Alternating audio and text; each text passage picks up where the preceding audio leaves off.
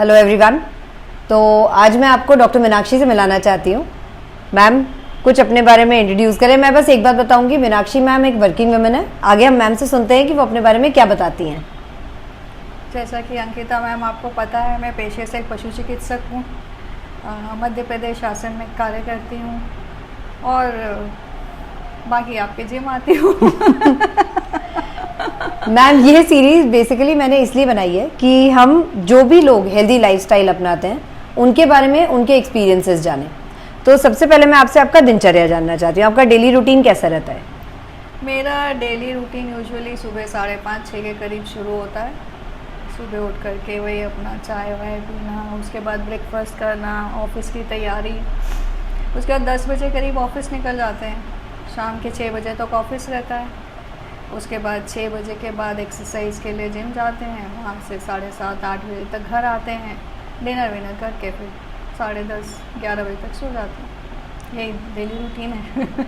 नहीं, रूटीन तो बहुत अच्छा है और इस रूटीन के बारे में मैं 3 चीज़ें बताना चाहती हूँ। सबसे पहले जो मैम आपने एक बात बोली कि आप अर्ली मॉर्निंग उठते हैं, ये एक बहुत इंपॉर्टेंट चीज़ है जो हमें हेल्दी लाइफस्टाइल के लिए चाहिए कि हम अर्ली मॉर्निंग उठें, अपने डेली रूटीन के जो भी काम है वो करें। सेकेंड, जो आपके दिनचर्या में सबसे अच्छी चीज़ थी वो ये थी कि आप काम करने के बाद अपना टाइम एक एक्सरसाइज के लिए देती है। एक्सरसाइज के लिए अपना वक्त निकालना, अपने लिए अपना टाइम निकालना बहुत ज़रूरी है क्योंकि वो आपको हमेशा हेल्दी रखता है, हमेशा आपको फिट रखती है ये आदत। तीसरी एक अच्छी चीज़ आपने जो आपके डेली रूटीन में बोली कि आप अपने एक्सरसाइज के बाद एक पर्टिकुलर डिनर टाइम पे अपना डिनर करके और फिर फ्री होके रेस्ट करती हैं। तो जिससे जो कुछ लोग होते हैं जो कि बहुत ज़्यादा लेट डिनर्स करते हैं या काम के बाद एकदम टाइम शेड्यूल नहीं बना पाते, उनके लिए एक इम्पॉर्टेंट चीज़ है कि आप उठे टाइम पे, आप सोए टाइम पे, बीच में आप मील्स टाइम पे लें। तो ये बहुत अच्छा दिनचर्या है। और मैम ये आप कब से फॉलो कर रहे हैं? ये तो मैडम सालों हो गए, बस एक्सरसाइज अभी पिछले 1 साल से इंक्लूड हुआ है इसमें। लेकिन उठने और सोने का तो रूटीन वैसा ही है क्योंकि जॉब में है तो आपको मेंटेन करना ही पड़ेगा रूटीन। उसके बगैर हो नहीं सकता जॉब आपका। जैसे हम नॉर्मली लोगों से सुनते हैं कि मैं तो काम करने जाती हूँ तो मुझे एक्सरसाइज का बिल्कुल टाइम ही नहीं मिलता। ये एक बड़ा कॉमन स्टेटमेंट है जो मुझे सुनने में आता है। आप इसके बारे में क्या बोलना चाहते हो? मतलब आपने क्यों एक एक्सरसाइज के लिए एक टाइम निकालने का प्लान करा, वो जर्नी बताइए। हाँ, एक्सरसाइज एक्चुअली मैंने कोविड के समय शुरू किया था। जब कोविड था अपने पीक पे, सब तरफ लॉकडाउन था, तब मैंने घर में किया था और मुझे उससे काफ़ी रिजल्ट्स भी मिले थे, अच्छा लगा था। उसके बाद कोविड के बाद जब सब खुल गया, नॉर्मलाइज हो गया, तो पता नहीं वो सब क्यों छूट गई वो सब चीज़ें करना। और मुझे भी ऐसा लगता था यार टाइम नहीं मिल पा रहा है, पता नहीं बहुत बिजी हो गई हूँ क्या है। उसके बाद मेरे कुछ ऐसे मैंने वेट गेन कर लिया थोड़ा सा, कुछ और प्रॉब्लम्स होने लगे मुझे। तो मैंने कहा मैं जिम सर्च करती हूँ कोई अच्छा जहाँ मैं जाऊँ और अपने लिए थोड़ा सा टाइम दूँ। और मॉर्निंग मुझे पता नहीं क्यों लग रहा था कि मे बी मैं मॉर्निंग नहीं कर पाऊँगी, थोड़ा हेक्टिक हो जाता है ऑफिस जाने के लिए। तो फिर मैंने आपके यहाँ आई तो मैंने फिर शाम का टाइम चूज़ किया, जबकि मैं आई वॉज वेरी स्केप्टिकल कि मैं शाम को कर पाऊँगी कि नहीं कर पाऊँगी क्योंकि दिन भर आप ऑफिस में रहते हैं, थक जाते हैं, कई बार बहुत काम रहता है।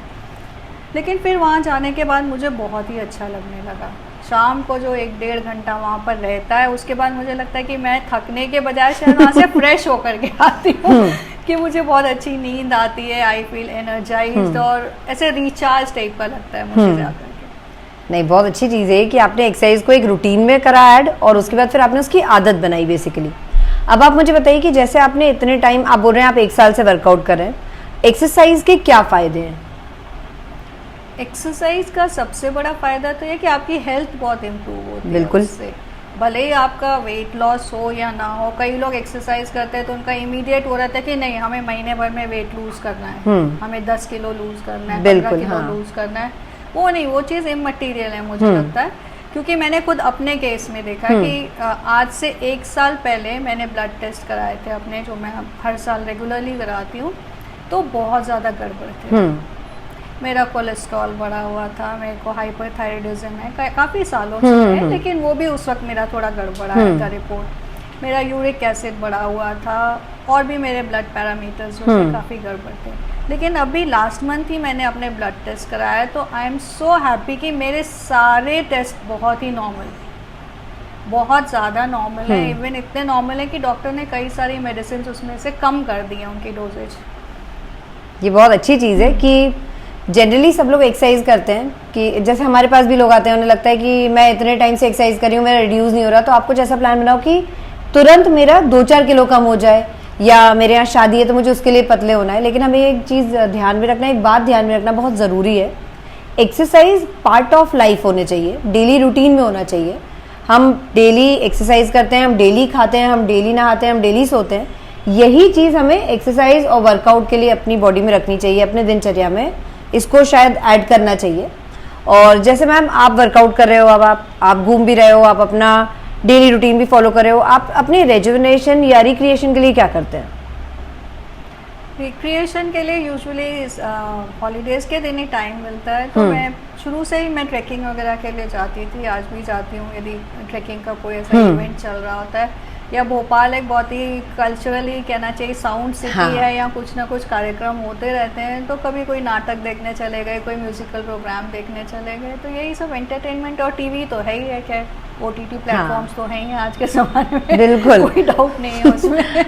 लेकिन आपने जैसे बात करी ट्रैकिंग की, तो आफ्टर फिजिकल एक्टिविटी ट्रैक में कुछ डिफरेंस लगा आपको, या आप जब पहले जाते थे और कुछ फिजिकल एक्टिविटी ऐसी रूटीन में नहीं थी, उस टाइम जब आप ट्रैक पे जाते थे तब कुछ डिफरेंस हुआ? हाँ, बहुत ज़्यादा डिफरेंस है। मेरा स्टेमिना काफ़ी ज़्यादा बढ़ गया है, ट्रैकिंग करने में उतनी जल्दी थकान नहीं होती, उतने ज़्यादा पैर दर्द नहीं होते, मतलब वो सब चीज़ें अब नहीं होती। नहीं तो पहले ट्रैक के लिए जाते थे तो अगले 3-4 दिन तक तो पैर ही दुखते रहते थे, मतलब पहले एक दिन ट्रैक करा फिर 4 दिन रेस्ट करा।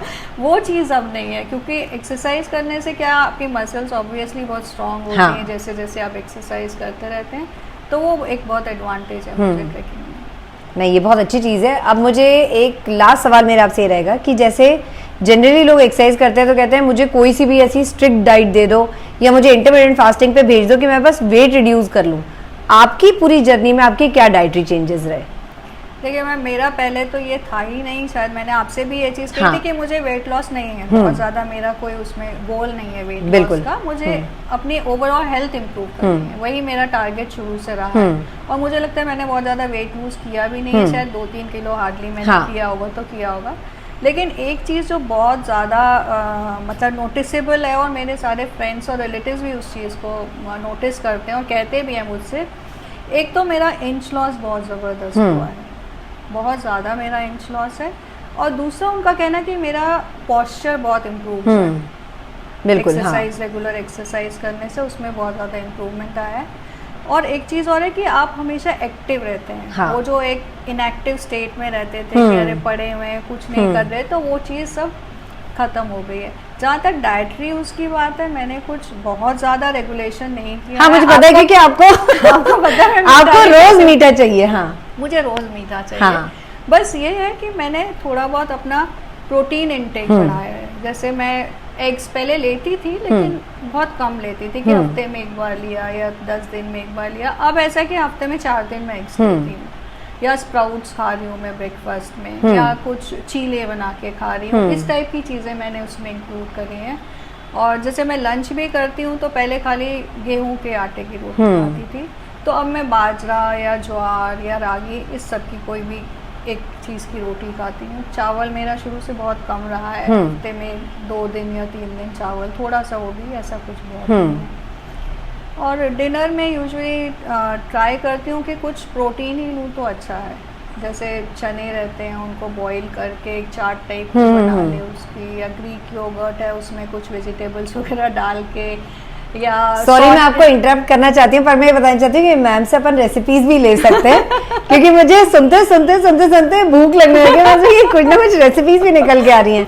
हाँ मैम प्लीज कंटिन्यू बताते जाइए। तो जैसे सॉटेड पनीर या टोफू इस टाइप की चीज़ें, या उसी का कुछ सैलेड बना लिया, तो मेरी कोशिश रहती है डिनर में ज़्यादातर ऐसा भी नहीं है, पराठे भी खा लेते हैं जब मन होता है तो। बिल्कुल, ये एक बहुत इंपॉर्टेंट स्टेटमेंट है कि जब पराठों का मन होता है तो पराठे भी खाते हैं। ये एक बहुत अच्छी चीज है कि आपको कभी अपनी इच्छा नहीं मारनी है। हाँ, अभी सर्दियां थी तो मूली के पराठे भी खाए, गोभी के पराठे भी खाए, पिन्नियां भी खाई थी आपने? पिन्नियां भी खाई हमने, सब खाते हैं, ऐसा कुछ भी नहीं है, मीठा तो खाते ही रहते हैं। नहीं, बहुत अच्छा है। और एनर्जी लेवल्स में आपको खुद ही डिफरेंस लगा? बहुत ज्यादा डिफरेंस है। डेली रूटीन में क्या आपको लगा? डेली जो आप एक्टिविटीज करती थी उसमें डिफरेंस आफ्टर एक्सरसाइज? में सबसे ज़्यादा है कि उतनी थकान नहीं लगती है। मुझे लगता है मैं ऑफिस में भी यदि काम करती हूँ तो दिन भर मैं एक्टिव ही रहती हूँ। मैं कई, जो कहना नहीं चाहिए, लेकिन मैं कई महिलाओं को देखती हूँ जो मेरे साथ हैं, से इनएक्टिव टाइप बैठे रहेंगे, अरे थक गए, अरे ये हो गया, वो हो गया, उस टाइप का उनका चलता रहता है। जबकि मेरा ऐसा कि एक बार ऑफिस गए तो फिर वो शाम तक एक जैसा चलेगा, वो चाहे कोई भी काम। बिल्कुल। तो वो एक्टिविटी लेवल में तो आपके फर्क पड़ता ही है ओवरऑल। और सुबह से उठते हैं तो भी एक्टिव ही उठते हैं। सुबह आप पूरी नींद करके उठ रहे हो तो ऑब्वियसली तो फ्रेश लगता है बहुत एक्सरसाइज करने से। तो ये एक बहुत बड़ा मिथ होता है, जो कुछ लोगों को कंफ्यूजन होता है कि मैं एक्सरसाइज करूंगी तो फिर मैं दिन भर के लिए थकान फील करूंगी और मैं अपने बाकी काम नहीं कर पाऊंगी। मीनाक्षी मैम से बात करके उनसे उनके रिव्यूज हैं एक्सरसाइज स्टार्ट करने के बाद के, उससे आप सबको ये समझ में आया होगा कि एक्सरसाइज, वर्कआउट किसी भी तरीके का हो, मगर वो आपको डेली रूटीन में एक्टिव ज्यादा रखता है, वो डेली रूटीन में आपको आपके काम करने की ज्यादा एनर्जी देता है और आप दिन भर अपने मन का काम करते हैं। बेहतर खाने की आदत बनती है, डेली रूटीन में आप कुछ ना कुछ रिक्रिएशनल एक्टिविटीज, जैसे मैम ने बताया, ट्रैक, इस तरीके की जो भी आपको चीजें पसंद हो वो आप मन से स्टार्ट कर पाते हैं। मैम, आप मेरे और आपके व्यूअर्स से कुछ कहना चाहते हैं जो लोगों ने एक्सरसाइज नहीं स्टार्ट करी है, उनको किस तरीके से आप ये राह पे लाना चाहते हैं? नहीं करी है तो मैं तो ये कहूँगी कि आप तत्काल करें बिल्कुल तुरंत कल से ही करना शुरू करें, क्योंकि एक्सरसाइज से बेहतर कोई चीज़ नहीं है जो कि आपकी बॉडी को बहुत स्ट्रांग बनाती है। और मुझे लगता है महिलाओं के लिए तो बहुत ज़्यादा ज़रूरी है, क्योंकि ओवर द ईयर्स जैसे जैसे हम 40s या 50s में अपने एंटर करते रहते हैं, बहुत सारे हमारे हार्मोनल चेंजेस होते हैं जिनके कारण कि बहुत तरह की वीकनेस आती है महिलाओं में। कई लोगों को ऑस्टियोआर्थराइटिस हो जाता है, ऑस्टियोपोरोसिस हो जाता है। तो ये सब चीज़ें जो हैं हम एक्सरसाइज के माध्यम से इनको कम कर सकते हैं। और ऑब्वियसली जब आप एक्सरसाइज करते हैं एक बार, तो आप थोड़ा सा ध्यान फिर अपनी डाइट की तरफ बिल्कुल, वो खुद ब खुद होने लगता है। कि जब हम एक्सरसाइज कर रहे हैं तो हम थोड़ा अपनी डाइट भी क्यों नहीं इम्प्रूव कर लें। तो ये दोनों चीज़ें मिलकर के एक पॉजिटिव रिजल्ट आपको देंगी और आप जितना जल्दी कर सकते हैं एक्सरसाइज करना शुरू करें, वो ज़्यादा बेहतर होगा आपके लिए। Thank you ma'am, thank you so much. और होपफुली ये जो सीरीज मैंने स्टार्ट करी है, ऐसे मैं आपको और भी कई सारे लोगों से मिलवाऊंगी जो एक्सरसाइज के बाद एक अच्छी लाइफ लीड कर रहे हैं। मैम की तरह गोरे और चिकने गाल भी कर सकते हैं, आपकी स्किन भी अच्छी होती है, हेयर भी अच्छे होते हैं, जैसा कि आप देख ही रहे हैं। तो मैं अपने नेक्स्ट एपिसोड में आपसे मिलती हूँ। Thank you so much. Thank you ma'am. Thank you. आज कट नहीं करोगे?